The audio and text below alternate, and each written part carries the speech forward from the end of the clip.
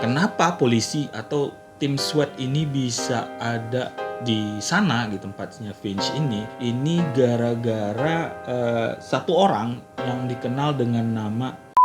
Makasih sudah mampir di channel Papa Awad. Di channel ini gue akan bahas banyak cerita menarik guys, karena itu subscribe dan silakan tampol loncengnya. Thank you bang.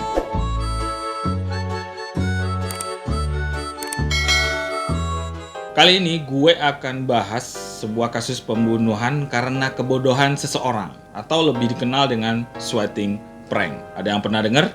Penasaran? Stop basa-basi busuknya, kita mulai cuap-cuapnya guys. And action!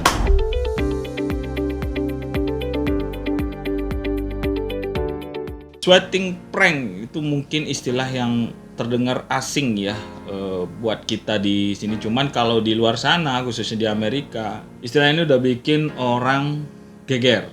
Swatting prank. Mungkin kita familiar, prank adalah mengerjai orang ya. Yang lebih populernya itu biasanya untuk konten-konten di sosial media. Swatting sendiri adalah prank yang dilakukan oleh seseorang dengan menggunakan institusi kepolisian, khususnya tim khusus yang disebut SWAT, disebut dengan swatting prank. Nah, kali ini kasus swatting prank bikin geger karena mengakibatkan seseorang terbunuh. Sebelum ke pembahasan, gue mau share dulu SWAT itu apa. Jadi SWAT itu kalau bagi lulu yang udah nonton film Hollywood, pasti banyak banget yang bahas sebuah unit kepolisian dengan sebutan SWAT. Mungkin udah pada tahu ya, SWAT itu adalah Special Weapon and Tactic. Ini bagian dari satuan penegakan hukum atau kepolisian dari Amerika Serikat yang sifatnya paramiliter, di mana anggotanya menggunakan senjata ringan ala militer dan taktik khusus untuk operasi-operasi khusus yang berisiko tinggi. Ya kurang lebih seperti itu ya menurut Mbah Google. Biasanya polisi-polisi yang tergabung atau anggota-anggota yang tergabung dalam SWAT ini memiliki kemampuan khusus yang melebihi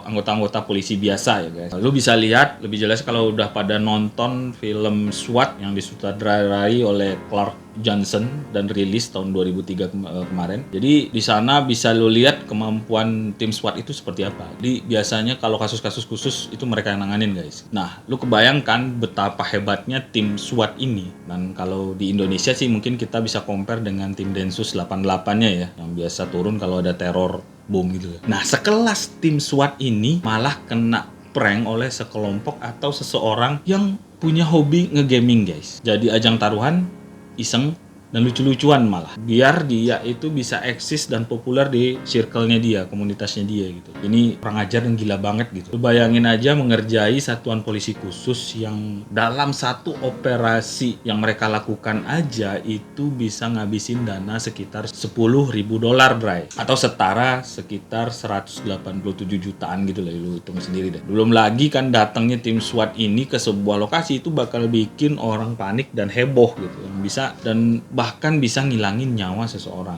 Kejadian yang gue ceritain ini terjadi pada tanggal 28 Desember 2017 dan populer dengan nama kasus The 2017 Wichita Swatting. Sorry, bahasa Inggris gue rada belepotan guys, jadi mohon dimaklumi, lidah orang Melayu banget. Pada tanggal 28 Desember 2017, seorang pria bernama Andrew Finch berusia 28 tahun dari Wichita, Kansas, Amerika Serikat, tewas ditembak polisi dalam insiden ngeprank swatting ini Bray.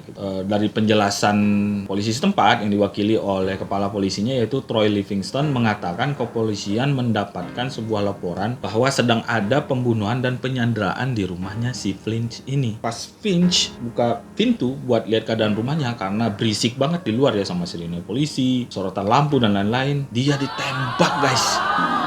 Gila ya, main tembak aja tanpa ada intro dulu apa kayak nanya kayak dulu assalamualaikum kayak gitu, kacau. Nah, alasan pihak kepolisian bilang karena Finch dianggap akan melawan dengan berencana mengambil senjata api. Padahal si Finch ini dia sama sekali nggak tahu apa-apa soal kenapa para polisi khusus ini, tim SWAT ini pada datang ke rumahnya dia gitu. Parahnya lagi, kepolisian juga nggak pengen disalahin atas insiden ini. Bahkan mereka menutupi identitas polisi yang udah nembak si Finch dari jarak 62 meter. Jauh banget, gila. Udah kayak sniper ya apa ini kejadian ini. Nah, beberapa tetangga Finch yang juga lihat kejadian itu jadi mikir 2 kali buat keluar rumah. Ya iyalah, takut polisi segitu banyak datang nyergap lu, nggak tahu apa-apa, main tembak aja. Gila bah.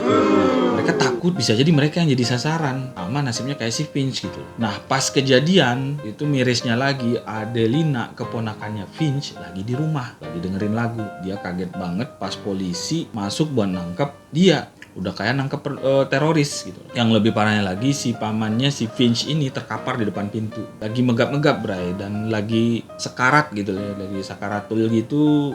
Bukannya dibantuin, malah dibiarin aja gitu. Para medis sempat punya inisiatif buat nolonginnya Finch, tapi pihak polisi larang mereka jangan deket-deket karena dianggap Finch itu semacam barang bukti gitu. Dan Adelina digiring polisi ngelewatin si pamannya yang lagi sakratul tadi. Lu bayangin yang gilanya kayak gimana tuh. Ya harus keluar rumah dengan ngelangkain badan pamannya yang lagi sekarat depan pintu. Gue sih asli nggak kebayang guys, ini udah bener-bener nggak manusiawi gitu. Kenapa polisi atau tim SWAT ini bisa ada di sana di tempatnya Finch ini gara-gara satu orang yang dikenal dengan nama samarannya itu kalau di medsos itu Swautis, kayak gini nih, Swautistik. Nah, ternyata orang ini udah lumayan sering warawiri di dunia maya sampai dibilang dia ahlinya sweating. Jadi ahli bikin sweating prank ini. Sampai-sampai nih orang selalu pasang tarif yang menurut gue sih nggak masuk akal banget ya, sekitar 15 sampai $20 per sekali sweating gitu. Sebanding nggak lo dengan biaya satu kali penyergapan yang tadi gue bilang di depan sebanyak $10,000 tadi gitu. Dan nih orang cuma pasang tarif 15 sampai $20 aja. Yang dia lakuin ini hanya sekedar buat iseng doang, Bray. Jadi buat fun doang, buat ningkatin eksistensi dia di komunitasnya dia. Si Swatistik ini setelah diselidiki, nama aslinya adalah Tyler Raj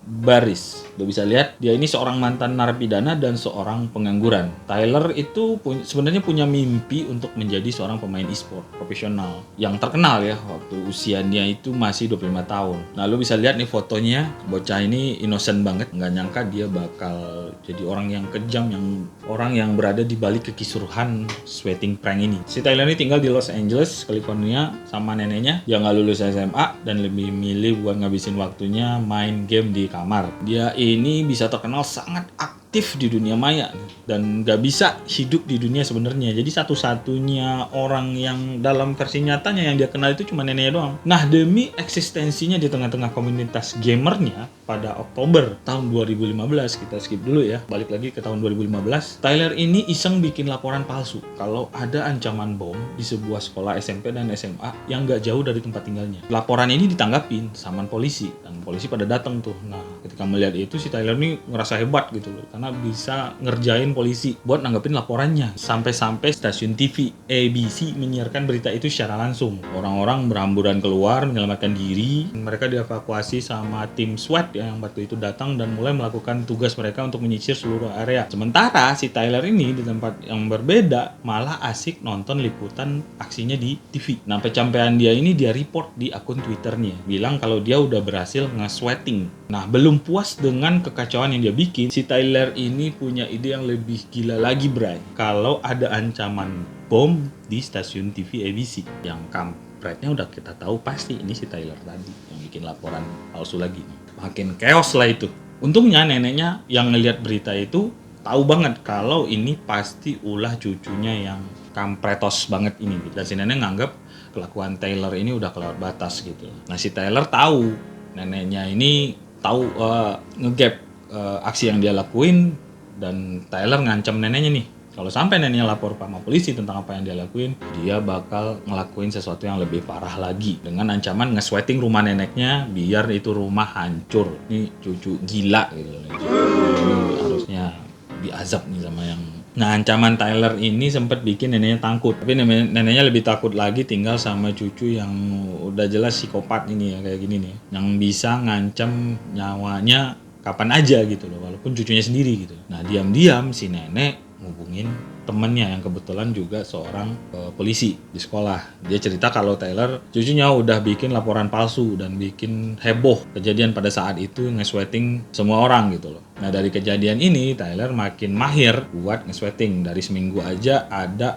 7 kasus yang sama yang terkait sama si Tyler. Tyler ini make panggilan jarak jauh dengan internet buat nelpon dari nomor acak. Jadi polisi nggak bisa ngubungin dia balik. Sayangnya suara si Tyler ini terlalu khas dan itu jadi langkah awal petunjuk buat polisi buat ngelacak ini si anak kampret.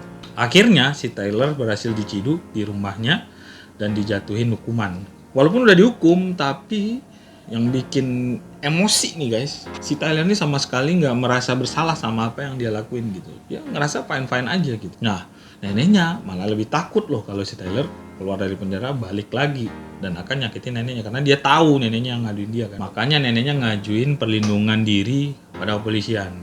Tyler ini dipenjara selama 16 bulan. Nah, setelah keluar dari penjara, dia bingung harus balik kemana. Ya satu-satunya tempat yang dia kenal adalah ke tempat neneknya tadi dong. Baliklah dia ke rumah neneknya, tapi sayangnya semua akses buat masuk ke rumah itu dikunci. Sampai si Tyler ini nekat untuk tidur di halaman di belakang rumah. Karena dia udah dari kecil ada di sana, ya pasti dia udah hafal lingkungan rumah tersebut dan udah hafal banget rutinitas si nenek. Jadi meski rumahnya dikunci, Tyler bisa masuk dan bikin neneknya kaget gitu dan langsung telepon polisi. Tyler akhirnya ditangkap lagi, dikurung lagi pada Januari sampai Agustus tahun 2017. Nah setelah bebas dari penjara, si Tyler ini tinggal di penampungan tunawisma di dekat Exposition Park di Los Angeles. Nah Tyler ini emang punya dunia sendiri ya, dia nggak bisa hidup di dunia nyata. Makanya sulit banget buat dia adaptasi di lingkungan seperti itu dan makanya si Tyler ini sering ngabisin waktunya di perpustakaan yang tempatnya itu nggak jauh dari tempat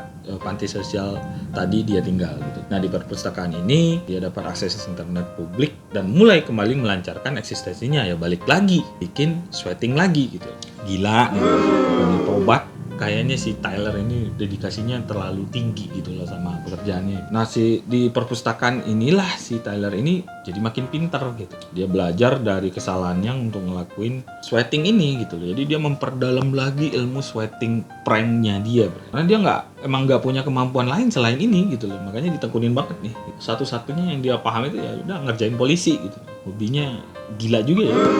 Jadi mulailah si Tyler ini pasang tarif buat nge-sweating berkisar antara 15 sampai $20. Dia ngelakukan ini hanya untuk sekedar untuk fun dan untuk meningkatkan eksistensinya di dunia maya dan kalian juga dapat cuan juga gitu loh buat beli burger sama cola buat dia makan gitu. Nah pencapaiannya si Tyler ini ternyata membuahkan hasil gitu loh. Jadi ternyata bener ya kalau orang tekun kerja keras gitu loh. Walaupun yang dia lakuinnya ini kurang ajar gitu. Tetap aja dia ada hasilnya. Jadi 2 tahun dia bisa nge-sweating sekitar 32 kali dengan beragam laporan palsu. Polisi kesel dong gitu loh. Ini dikerjain lagi nih. Ini siapa lagi nih gitu. Dan mulailah para polisi ini melacak dan menganggap kalau si Tyler ini bukan orang biasa. Sayangnya polisi kesulitan untuk mencari ini si Tyler. Tapi yang gue bingung adalah kenapa polisi yang begitu canggih ya, padahal udah tahun 2017 juga teknologinya udah pasti canggih, kenapa masih bisa terperdaya oleh laporan palsu seperti ini gitu. Gue nggak ngerti apa memang si Tyler ini terlalu jago, terlalu hebat sehingga bisa ngibulin para polisi ini gitu, atau memang ada hal-hal yang kita nggak tahu sehingga si Tyler ini dengan leluasa bisa melakukan aksi kurang ajarnya ini gitu. Nah pada tanggal 28 Desember tahun 2017 inilah seorang remaja bernama Casey Viner 18 tahun dari North College Hill, Ohio kehilangan uang saat taruhan sekitar $1,5